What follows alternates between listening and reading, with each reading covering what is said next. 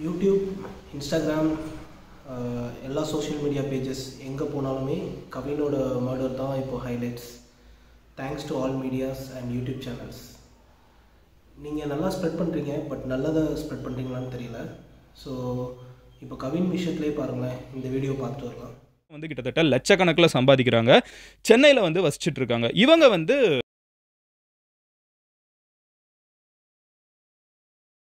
கைது செய்ய வேண்டும் என உடலை வாங்க மறுத்து கவின்குமாரின் உறவினர்கள் மறியல் போராட்டம் நடத்தி வருவது பதற்றத்தை ஏற்படுத்தியுள்ளது. கொலை செய்த சுர்ஜித்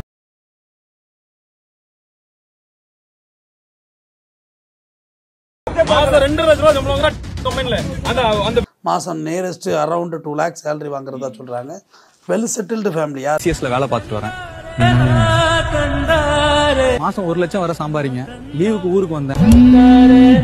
இன்ஜினியர், ஒரு நல்ல புகழ்பெற்ற ஒரு இதில் சாஃப்ட்வேர் கம்பெனியில் ஒர்க் பண்ணுறாரு. மாதம் 60,000 ரூபாய் கிட்ட சம்பளம் வாங்குறாரு. ஸோ இந்த வீடியோவில் பார்த்தீங்கன்னா ஒரு மீடியா என்ன சொல்லியிருக்கு, கவினோட சேலரி வந்து 1.5 லட்சம்னு சொல்லியிருக்கு. இன்னொரு மீடியா 2.5 லட்சம்னு சொல்லியிருக்கு. இன்னொருத்தவங்க 60,000 சொல்லியிருக்கு. அப்போது இதில் எது உண்மையான சேலரி? இப்போது இந்த வீடியோ பாருங்கள். அவர்களை கொலையாளிகள் அல்ல என்றும், முதலில் அவன் தன் காதலனே அல்ல என்றும் நீதிமன்றத்தில் சாட்சி சொன்னபோது பார்வையாளர் வரிசையில் தான் அமர்ந்திருந்தது காதல்.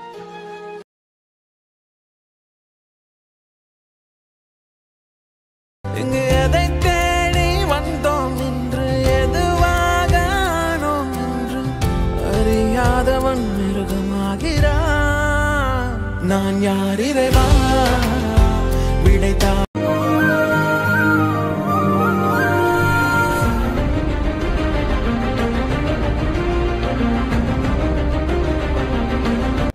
அந்த பொண்ணு கொடுக்காத ஒரு வாக்குமூலத்தை கொடுத்துட்டாங்கன்னு எல்லா சோஷியல் மீடியாஸுமே ஸ்ப்ரெட் பண்ணி கடைசியாக இப்போ அந்த பொண்ணே ஓப்பனாக ஒரு வீடியோ போட்டிருப்பாங்க.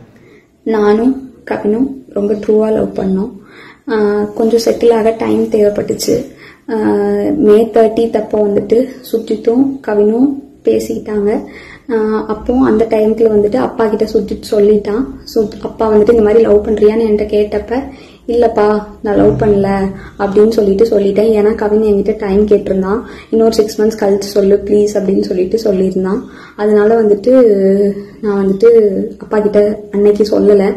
அதுக்குள்ள நெக்ஸ்ட் அப்கமிங் மந்த்குள்ள இப்படி ஆயிடுச்சு. 2 பேருக்குள்ள என்ன கான்வர்சேஷன் போச்சுங்கிறது தெளிவா தெரியாது. ஆனா கவினுக்கு ஃபோன் பண்ணி சுஜித் வந்துட்டு பொண்ணு கேட்க வாங்க, இவ மேரேஜ்க்கு மூவ் பண்ணாதான் அடுத்து என்னோட ப்ரொஃபஷனை பார்க்க முடியும் அப்படின்னு சொன்னான். அப்படிங்கறது எனக்கு தெரியும் கண்டிப்பா.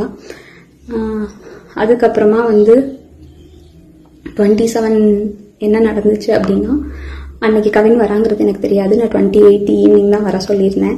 அவங்க தாத்தாக்கு தலையில சூச்சர்ஸ் இருந்ததுனால நான் வந்துட்டு ரூம் பார்த்துட்டு அட்மிட் பண்ணணும்னு யோசிச்சிருந்தேன். அப்போ வந்துட்டு ஆஃப்டர்நூன் மங்கம்மாள் சாலைக்கிட்ட வந்து நின்றுட்டு தான் எனக்கு வந்துட்டு தெரியவே செய்யும் அவங்க வந்திருக்காங்கன்னு சொல்லிட்டு. ஸோ டைரக்டா நான் அங்கே ஐபிக்கு கூட்டிட்டு போயிட்டு கவின் உள்ள வந்தான். பட் அவங்க அம்மா கிட்டையும் மாமா கிட்டையும் மட்டும்தான் பேசிட்டு இருந்தேன். பேசிட்டே அப்படியே கவின் வெளியே போயிட்டான்.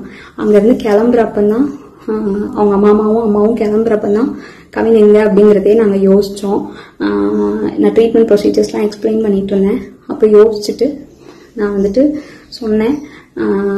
அவங்க அம்மா வந்துட்டு கால் பண்ணாங்க, அவனுக்கு எடுக்கல. நானும் கால் பண்ண எடுக்கல. நீங்க வேணா பசிக்குதுன்னு சொன்னாங்க அவங்க அம்மா, சாப்பிட போங்க, நான் வேணா வர சொல்றேன்னு சொல்லியிருந்தேன். அதுக்குள்ள இப்படி ஆயிடுச்சு. ஸோ வந்துட்டு இது தேவையில்லாம நிறைய இஷ்டத்துக்கு யாரும் வதந்தியை கிளப்ப வேண்டாம். உங்களுக்கு தோணுது எல்லாத்தையும் பேசாதீங்க. எங்க அப்பா அம்மாவுக்கு இதுல எந்த சம்மந்தமுமே கிடையாது, அவங்களுக்கு தெரியாது. இதை இதோட விட்டுருங்க. அவ்வளவுதான். இந்த பொண்ணு போட்டது உண்மையா இல்லையாங்கிறது நம்ம பிரச்சனை இல்லை. ஆனால் இதை கண்டுபிடிக்க வேண்டியதுதான் போலீஸோட வேலை, நம்மளோட வேலை இல்லை. மீடியா உங்களோட வேலை என்னன்னா அதை வந்து மக்கள்கிட்ட கொண்டு போறீங்க. ஆனால் அது கரெக்டான ஒரு வாட்டி செக் பண்ணிவிட்டு அப்புறம் தான் போலீஸ் இன்வால்வ் ஆகுதுன்னா அவங்களுக்கு கொஞ்சம் டைம் கொடுக்கணும். அந்த டைம் கொடுக்கல. அதுக்கு காரணம் மீடியாவோட மொத்த ஃபோக்கஸும் கவின் வீட்டில் இருக்குது. அதனால இப்போ நம்ம கவர்மெண்ட் ஆக்ஷன் எடுக்கலன்னா பரவாயில்ல, அவங்க ஆக்ஷன் எடுக்கிறாங்க. அவங்கள வந்து யோசித்து என்னென்னு விசாரித்து ஆக்ஷன் எடுக்க விடாமல் மீடியாவோட மூவ்மெண்ட் எல்லாமே அப்படி கொண்டு போகுது. இப்படி பண்ணுறது வந்து என்ன ஆகும்னா, கவினோட பிரச்சனையை கரெக்டாக விசாரிக்காங்களா இல்லையாங்கிறதே தெரியாது. இப்போ இன்றைக்கி பார்த்தீங்கன்னா சிபிசிஐடிக்கு மாறி இருக்குது, அவரை மர்டர் பண்ணியிருக்காங்க. ஸோ அதுக்கான மோட்டிவ் என்ன எல்லாமே போலீஸ் விசாரிப்பாங்க, இப்போ சிபிஐ விசாரிக்காங்க. ஸோ மீடியா சார்பிலேருந்து தப்பான செய்திகள் எதுவும் ஸ்ப்ரெட் பண்ணாமல் இருந்தாலே போதும். So social medias and other YouTubers உங்களுக்கு தெரிஞ்ச விஷயத்தை மட்டும் ஷேர் பண்ணுங்கள், தெரியாமல் எதையும் ஷேர் பண்ணாதீங்க. தேங்க்யூ.